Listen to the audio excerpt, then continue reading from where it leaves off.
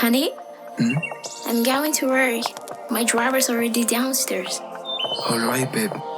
A daughter will be looked after by this good nanny. Can you pamper her for me? I'll be home late tonight. Okay? As I see, you're very busy. But that's not a problem. I'll see you tonight.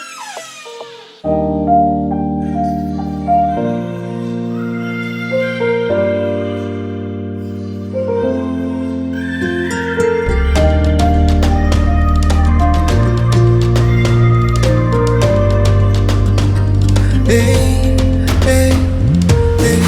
Nyalazanyeza kambotini falanga Sacha, fitiavanga na miano zaini tolanga Bebe, o vandi siti chino yumboli faranga Mzeno tumangi, ikeke na mutia fanju mangoranga Fole kwa mierga meksanai Squanona puis squanoras fangai Fiera fananga na fatianga Nefano miufa lukara tangalai Ale kwa mierga meksanai Squanona puis squanoras fanai Fiera fananga na fatianga Nefano miufa lukara Fafau, fafau, fafau Fafau numero kwao Faza fatini nao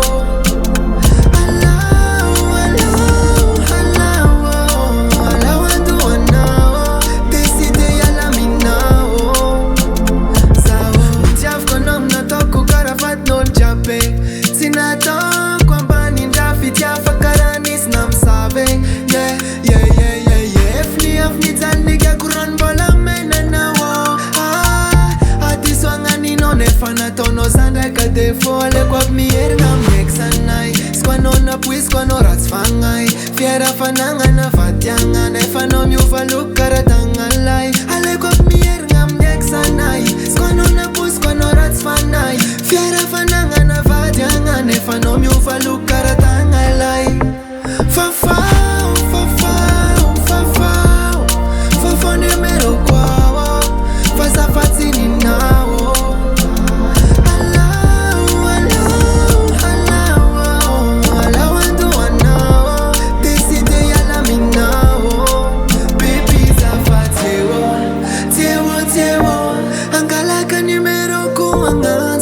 Mi pulia vadiko Baby zafaleo Leo Tina toko tambanga mitino Tichi no fazio za mokianao